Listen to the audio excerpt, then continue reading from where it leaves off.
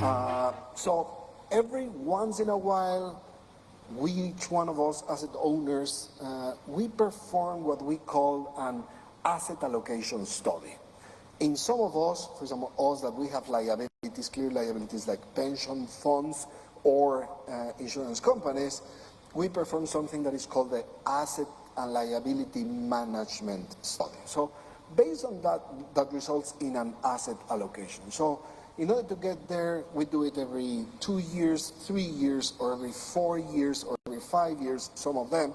What we do is we hire a consultant, names that you all know, like Ortec Finance, Mercer, Aon, Buck, those types of advisors that come and help us developing what should be the strategic asset allocation, meaning how much money we put in public equities, how much money we put in fixed income, how much money we put in private markets, and so on and so forth, and also recommend what benchmarks to use, right? So that is one of the major players in this ecosystem, these asset allocation consultants. And as I said, I mentioned their names. Now they work with models. The models that they use in order to get the optimal asset allocation study, it's based on historical risk performance relationships, right? And also forward-looking capital market assumptions. So based on that, based on the risk and return levels, they recommend what is the optimal strategic asset allocation. So let's keep it in mind. Now the second player that we all have, all asset owners have, is after we determine what is the asset allocation that we will get based on the recommendations from these asset allocation consultants, we also get recommendations from them on which benchmarks or indexes to use in order to invest those asset classes. So for example, the most common benchmark or index used for public equities, for the allocation on public equities, is, you know, the MSCI ACWI or MSCI World Indexes, right? The most common benchmark that is recommended for investing in fixed income is some of them Bloomberg US Ag or Bloomberg World, right?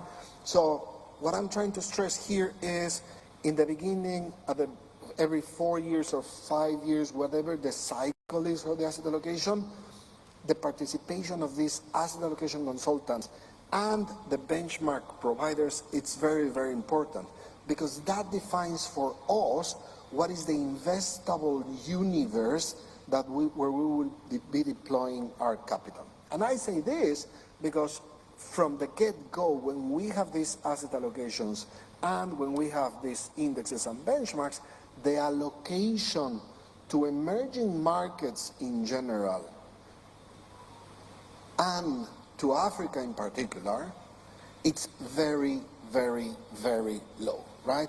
Let's not even talk about frontiers markets, right? The allocation to frontier markets is way lower. So here's my first point of recommendation to all of you is work closer with these companies, these asset allocator entities, so that they understand the real risk return of the countries in the continent and the continent as a whole, right?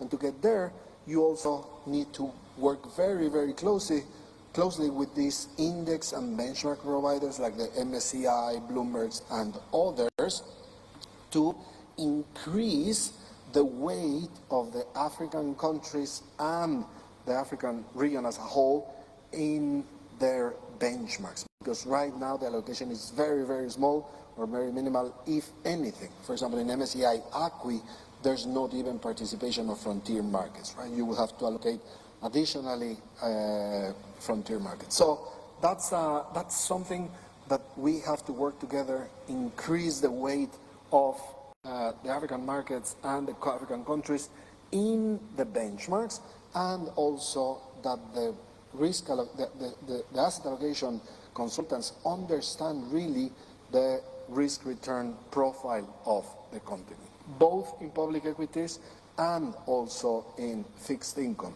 in the bonds markets.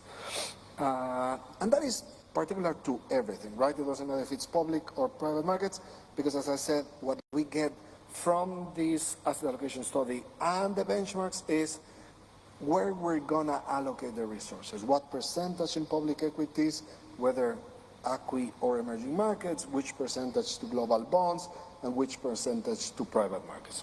And then it comes the time to implement, right? And for example, in the public markets, we have to implement, we have different models, right? Some of us deploy those resources internally or directly. Some others do it through asset managers, or ETFs, right, which are basically managed by asset managers. So, as you know, we give them mandates, we pay them a fee in order to deploy those resources. And there are two options there, active management and passive management. If it's a passive management mandate, they will invest in whatever is included in the benchmarks and the indexes. So once again, there relies the importance of you working with index and benchmark providers to increase the allocation and the weight of the African continent. If it's active, then you have to work closer with the asset managers, the BlackRocks, the State Streets, the Vanguards, all those global asset managers, so that they understand, once again, the risk-return relationship of your markets.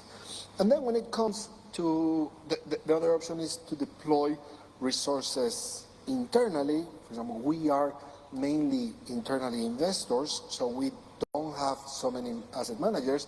But the challenges that we find is whenever we need or we want to invest in your countries, we have to have local brokerage or bank accounts in order to transact. And in some cases, it is very, very complex to maintain and open those contracts. So that is from our side in the public markets. And of course, you have to work, I told you, closely with the asset allocation consultants and the index and benchmark providers, together with your securities exchanges. All of you have a role to play there, because you have to make these organizations understand the importance of the continent and the adequate risk-return advances there.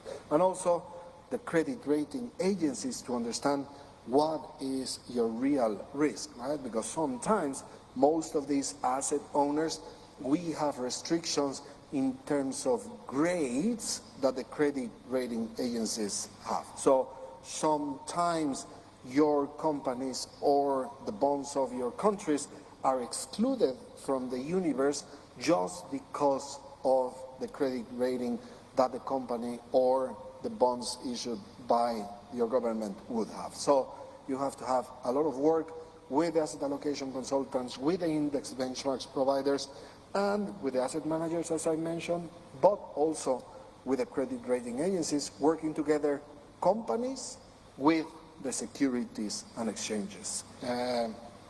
Let me move quickly to see if we can still have time for a couple of questions. On the private markets, the situation, as you know, it's slightly different. The way we normally work is we invest in funds that are fund managers, that are also called general partners, and what these fund managers and general partners is create a portfolio of companies or infrastructure projects or real estate projects where we asset owners invest. The main complexity that we have faced as asset owners on trying to invest in the private markets in the African continent is the fragmentation of projects and the scale of it. Let me just give you an example. We in the UN Global Pension Fund, we manage a portfolio, total portfolio of $100 billion. We have an allocation of 17% to private markets, real estate, private equity, and infrastructure, and we're always trying to invest in the continent. The problem is the projects, the funds that these fund managers are bringing to us are very small, right? For us to make it economically and cost effective to invest in a fund, our check size should be something around $150 million. And we cannot invest more than 20% on a fund. So if you do the math, we would need funds that are at least 800 million upwards in order to start analyzing this. And what we're getting is many funds that are pretty small, of $50 million, $100 million, and so on and so forth. So there should be less fragmentation and higher, bigger scale on the projects, so that it is easier for us asset owners to make the due diligence and be able to deploy capital on this. So that's yet another suggestion. So I'm gonna start wrapping up. As I said, we are all very willing and always looking for opportunities in the continent.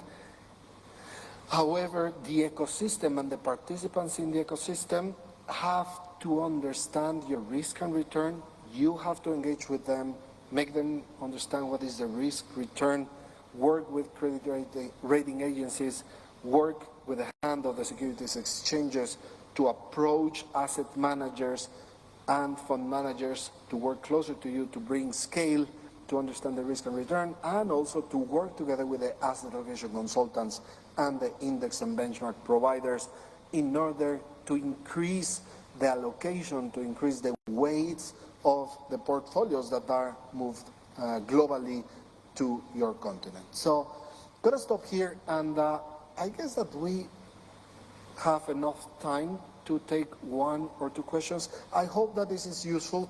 I'm going to stay most of the day here. If any of you have any question, any comment, please approach me. But thank you for the opportunity to be here with you. And I don't know if we can do a couple of one or two questions if there's anything. Thank you.